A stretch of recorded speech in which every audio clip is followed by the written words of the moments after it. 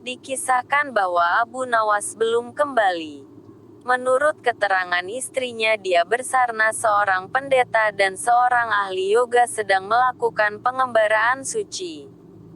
Padahal saat ini Baginda amat membutuhkan bantuan Abu Nawas. Beberapa hari terakhir ini Baginda merencanakan membangun istana di Awang-Awang. Karena sebagian dari raja-raja negeri sahabat telah membangun bangunan-bangunan yang luar biasa. Baginda tidak ingin menunggu Abu Nawas ibih lama lagi. Beliau mengutus beberapa orang kepercayaannya untuk mencari Abu Nawas. Mereka tidak berhasil menemukannya karena dia ternyata sudah berada di rumah ketika mereka baru berangkat. Abu Nawas menghadap Baginda Raja Harun al-Rasyid. Baginda amat riang.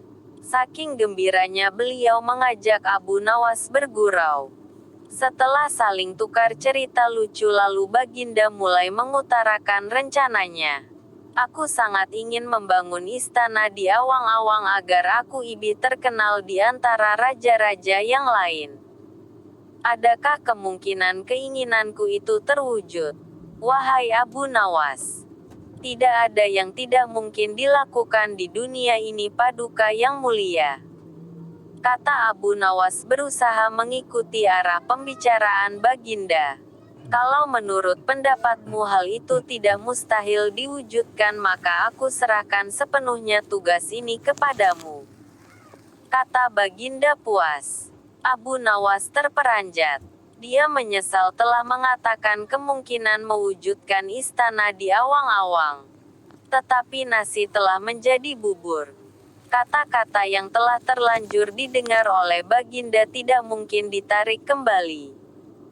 Baginda memberi waktu Abu Nawas beberapa minggu. Rasanya tak ada yang lebih berat bagi Abu Nawas kecuali tugas yang diembannya sekarang ini. Jangankan membangun istana di langit. Membangun sebuah gubuk kecil pun sudah merupakan hal yang mustahil dikerjakan. Hanya Tuhan saja yang mampu melakukannya. Begitu gumam Abu Nawas. Hari-hari berlalu seperti biasa. Tak ada yang dikerjakan Abu Nawas kecuali memikirkan bagaimana membuat Baginda merasa yakin kalau yang dibangun itu benar-benar istana di langit. Seluruh ingatannya dikerahkan dan dihubung-hubungkan. Abu Nawas bahkan berusaha menjangkau masa kanak-kanaknya. Sampai dia ingat bahwa dulu ia pernah bermain layang-layang. Dan inilah yang membuat Abu Nawas girang. Abu Nawas tidak menyia-nyiakan waktu lagi. Dia bersama beberapa kawannya merancang layang-layang raksasa berbentuk persegi 4. Setelah rampung baru Abu Nawas melukis pintu-pintu serta jendela-jendela dan ornamen-ornamen lainnya. Ketika semuanya selesai Abu Nawas dan kawan-kawan menerbangkan layang-layang raksasa itu dari suatu tempat yang dirahasiakan. Begitu layang-layang raksasa berbentuk istana itu mengapung di angkasa. Penduduk negeri gempar. Baginda Raja girang bukan kepalang. Benarkah Abu Nawas berhasil membangun istana di langit? Dengan tidak sabar beliau didampingi beberapa orang pengawal bergegas menemui Abu Nawas. Abu Nawas berkata dengan bangga, "Paduka yang mulia, istana pesanan Paduka telah selesai. Engkau benar-benar hebat wahai Abu Nawas." Kata Baginda memuji Abu Nawas. "Terima kasih Baginda yang mulia." Kata Abu Nawas. "Lalu bagaimana caranya aku ke sana?" Tanya Baginda. "Dengan tambang." "Paduka yang mulia." Kata Abu Nawas. "Kalau begitu siapkan tambang itu sekarang. Aku ingin segera melihat istanaku dari dekat." Kata Baginda tidak sabar. "Maafkan hamba Paduka yang mulia. Hamba kemarin lupa memasang tambang itu. Sehingga seorang kawan hamba tertinggal di sana dan tidak bisa turun." Kata Abu Nawas. "Bagaimana dengan engkau sendiri Abu Nawas? Dengan apa engkau turun ke bumi?" Tanya Baginda. Dengan menggunakan sayap wahai Paduka yang mulia. Kata Abu Nawas dengan bangga.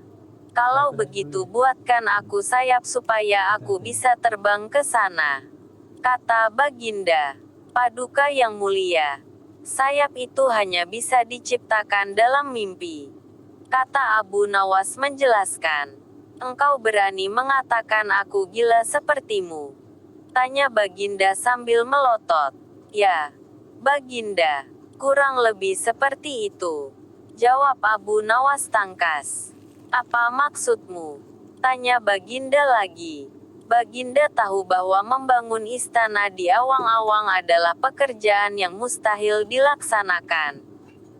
Tetapi Baginda tetap menyuruh hamba mengerjakannya. Sedangkan hamba juga tahu bahwa pekerjaan itu mustahil dikerjakan. Tetapi hamba tetap menyanggupi titah Baginda yang tidak masuk akal itu. Kata Abu Nawas berusaha meyakinkan Baginda. Tanpa menoleh Baginda Raja kembali ke istana diiring para pengawalnya. Abu Nawas berdiri sendirian sambil memandang ke atas melihat istana terapung di awang-awang. Sebenarnya siapa di antara kita yang gila? Tanya Baginda mulai jengkel. Hamba kira kita berdua sama-sama tidak waras tuanku. Jawab Abu Nawas tanpa ragu.